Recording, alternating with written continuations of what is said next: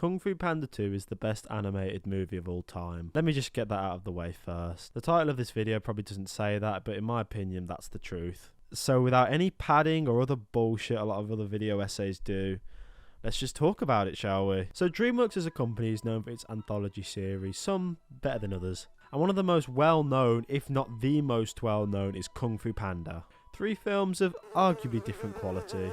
Okay, let me just get this out of the way first.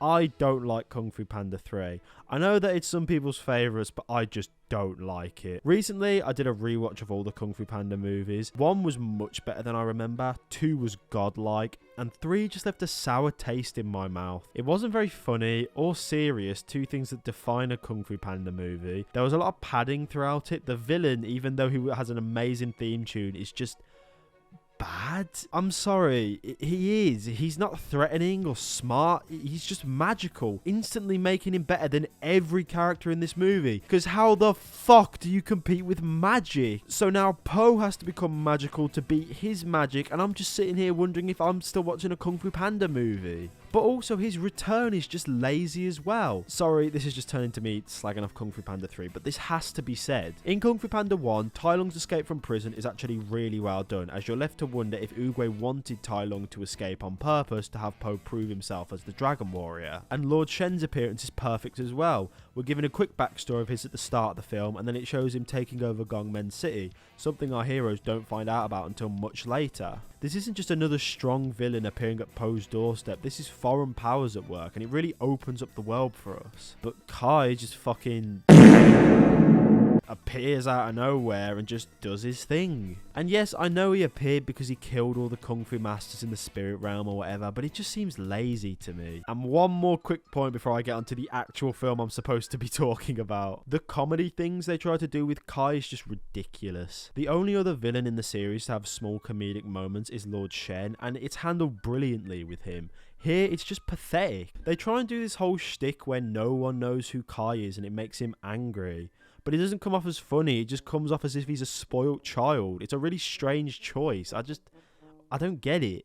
Anyway, enough of the shit movie, onto the best animated movie of all time, let's go. I think the best thing this movie does is the subject matter it tackles. Po throughout this movie, from the very start until his eventual overcoming in the end, is stricken with flashbacks and trauma from his past. The movie goes into great detail about what Lord Shen did to him and how stricken with grief Po is, not only with the death of his mother, but the death of his whole species. I also think it's a very natural progression when it comes to the question the movie asks Po.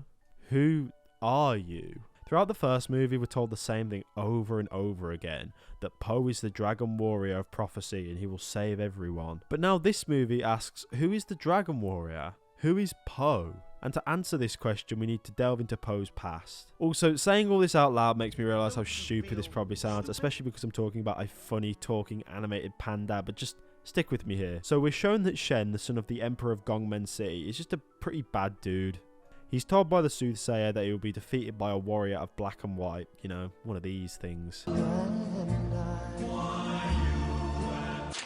And that causes Lord Shen to eradicate all pandas, but like, surely that makes it the soothsayer's fault for all their deaths? She even tells Po later to his face she's the reason Shen's done this, and it's treated like it's nothing. Anyway, we're shown that the only reason Po escaped was in a radish basket that was to be delivered, which is how he then ends up in Mr. Ping's care. What was once a funny joke of, ooh, big fat panda whose dad is a tiny goose, how wacky, is now given an actual, not ridiculous backstory that makes sense. And it also gives the fucking noodle goose relatable and personal issues which are handled really well throughout the movie. Something that Kung Fu Panda 3 would fucking ruin one movie later, but what can you do? Also, I don't know if it's just my personal bias with this movie, but the jokes in this film, when they are there, are actually really good. The first film's comedy was good, not brilliant, but definitely good. Master Oogway by far stole the show for me. I don't know. And the third movie's comedy is fucking horrendous. I already mentioned the jokes made at our main villain's expense, but there are also knee-slapping comedy moments in this film, such as, the Huggy Panda gets a hug. Like, we're now reaching Angry Birds level of comedy. That's where some line has to be drawn somewhere. Like, now that I'm thinking about it more, these 3 films have a lot of similarities to the first 3 Shrek films. Pretty good, perfect, and shit. And the same quality goes for these films' villains, so let's talk about him, shall we? Shen is by far one of the best villains Dreamworks has ever made, in my opinion. Whilst Tai Lung was threatening and relentless and almost supernatural in his art of kung fu, and Kai is magic, Shen is different. He's cunning, he's quick. He is technically the first person to invent the equivalent of a fucking gun in this universe. In a world where hand-to-hand combat and special techniques win fights, a gun is an unstoppable weapon. It's also incredibly realistic and gives more immersion to this world. It obviously isn't actually a gun, it's a huge hulking cannon that needs multiple people to operate and is shown in this movie to not be very useful in closed environments. It's not fucking chi or whatever they call it, it's an actual realistic threat. And it also just shows how maniacal and twisted Shen is to see something as beautiful as fireworks and to conjure up this weapon from the same technology. He's also by far one of the most evil things DreamWorks has ever created. I mean, for God's sake, he exterminated an entire race of pandas just because he felt like it. Also, side note, I know he technically didn't because we found out at the end of the movie a lot of pandas survived and made their own secret panda village, which I fucking hate because it leads us to this abomination, but let's just say for the sake of it, Shen did succeed in his plan, okay? Thank you. He also tortures Po with memories from his past and takes full advantage of the fact that up until after Po meets the soothsayer in the panda village, he is the only person in this world that knows anything about Po's parents and who he truly is. I honestly love everything about this whole parasitic relationship that they set up with Shen and Po. Shen says he knows who Po's parents were, but does he really? Probably not. He set out to exterminate pandas, not check their fucking passports. But still, he takes pleasure in mocking Po and lying to him about his parents, and Po can't do anything about it and must pursue Shen for most of the movie because he's the only connection to his parents. It's honestly amazing. Now that I've talked about Shen enough for now, let's talk about our main cast, shall we? Po is strangely a lot more mature in this movie than any others. He has his moments, obviously, but he has so many moments over this film that just shocked me for how mature they were. Two of them I'll save for later, but one of them that stuck out to me was when he finally reveals to the Furious Five why he keeps freezing up whenever he confronts Shen. It's silent and awkward and is given a lot of respect, and then Tigress finally understanding Po and hugging him, it just tops it all off. Brilliant. Speaking of Tigress, she's great in this movie as well. She was one of my only dislikes of the first film, and really so were all of the Furious Five. They all seem so snooty and so up their own arses, I never found them likeable. But then this film rolls around and just like Paddington 2 gives them a complete makeover. Tigress is seen comforting Po no matter how ridiculous his troubles are. And like I said, he's shown to care about him quite a bit throughout the film. Viper is shown to be kind and compassionate to Po, similar to Tigress. Monkey seemed to be resourceful, and Crane even has his caca thing. That is going to sound so weird if you've never seen the film. My point is, everyone has their own thing going on in this film, and it's just really well done. We've gone this long, and I haven't talked about the plot, so how about I do that? Like I said before, we're briefly shown Shen's backstory, and it cuts to Gongmen City, where Shen ends up murdering one of the strongest kung fu masters alive with his weapon. It then cuts to the Furious Five doing funny shit when Po is called to Master Shifu's cave, where he tells Po about inner peace, something that will be very important later, so remember it. Po is then told there are bandits by a nearby village and they must stop them. These bandits are stealing metal for Lord Shen so he can build more weapons, by the way. The Furious Five get down there and start beating them all up until Po has a flashback after seeing Lord Shen's crest on one of the soldiers. He goes home to the goose. But the goose? What the fuck? He has a name. Wait, what is his name? Mr. Ping. He goes home to Mr. Ping and asks him where he comes from, which we talked about before. This revelation that Po isn't his son causes him to become a lot more inquisitive about his past, and it's what drives him most of the movie to find out. I especially like this line though, just because I find it funny. Adopted. I knew it. You knew? Well, who told you? No one. I mean, come on, Dad. The gang then finds out about Master Thundering Rhino's death and travel to Gongmen City to stop Shen and save Kung Fu. They get to Gongmen City where they find out that Master Thundering Rhino's associates Croc and Ox are imprisoned, so the team sets out to save them. When they get there, they find out the two Kung Fu masters have no fight left in them after seeing what the weapon can do. The team gets ambushed and one of the most creative and fun fight scenes in animated history happens. They then get captured. Another interesting detail is we see Shen preparing for Po's arrival, and even though he's in complete control of the whole situation, he still seems slightly unnerved, showing how he does actually fear Po and the prophecy. Then they finally get to Shen, some funny shit happens, and then they make their dramatic escape, which again is just fucking spectacular. They go back to the dungeons where Po is questioned why he keeps freezing up whenever he sees Lord Shen's crest.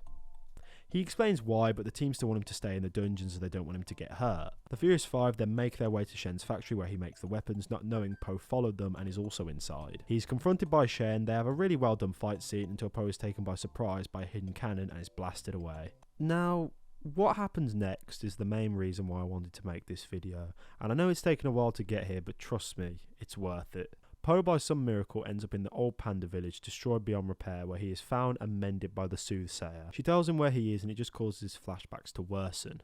And honestly, the flashback sequences are fucking amazing. They're done in this really stylistic 2D animation. There's very little dialogue in them, just the swelling music in the background, and then finally...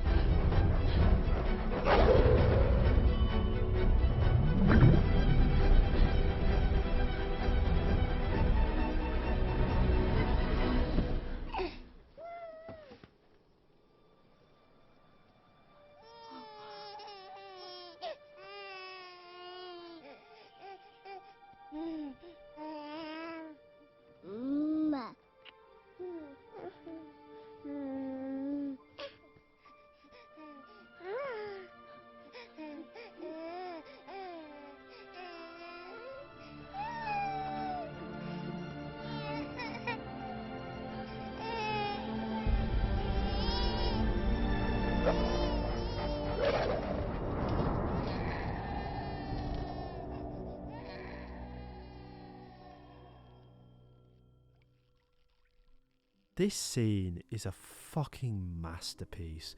Why don't people talk about it more often? The mimicking of Master Shifu, the slowly opening up the full scene as he comes to terms with his trauma, the 2D into 3D, the mother sacrificing herself to save Po, the crest being plastered on all the trees. I could carry on. This scene is incredible and one of the best scenes in Dreamworks history. It presents coming to terms with your past and dealing with your trauma in such a respectful and masterful way that I'm sitting here wondering how this is a kid's movie. And then we get this scene that's just so beautiful. I don't know how to put it into words. Who you choose to be.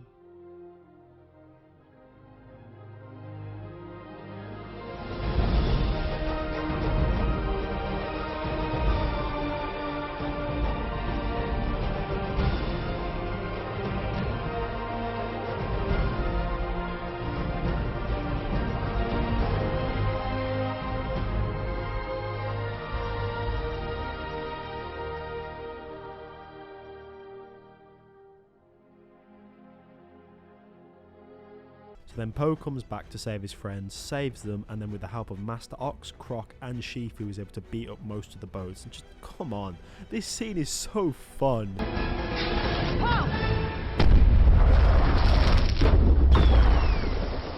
Everyone is beaten, the weapon is too strong for anyone to fight back against. Po is the only one standing. Fire!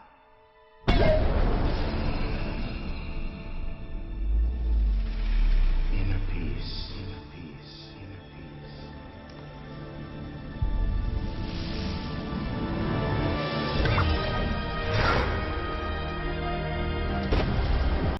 This, in my opinion, is a true victory. Not just a Deus Ex Machina super move or a fucking magical dragon. This is where Po, coming to terms with his past and moving on from his trauma, is allowing him to beat the enemy using his inner peace.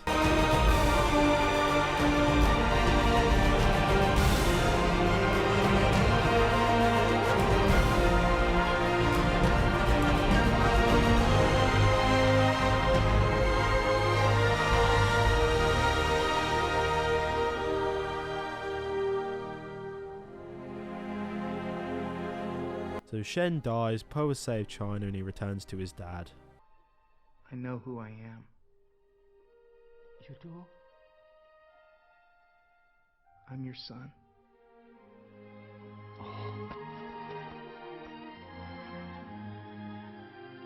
I love you, Dad. Oh yeah, thanks Kung Fu Panda 3 for fucking ruining this scene as well. Just fuck you, Kung Fu Panda 3. Why do you even exist? Who asked you to be alive? Anyway, so that's why I believe Kung Fu Panda 2 is not only the best Dreamworks movie ever made, but the best animated film ever made in general. There are so many things about this movie that I didn't even cover in this video, and I wish I did, but the video's over now, so I guess I can pack it in. Even though I just chatted about this movie series for God knows how long, I highly recommend you see them because they're just great. Apart from this one is awful. If you did enjoy this video, please remember to like, comment and subscribe. Follow my Twitter and TikTok, and I'll see you all, We are the music makers. pardon me, And we in the are next the one. dreamers Bye of bye. dreams.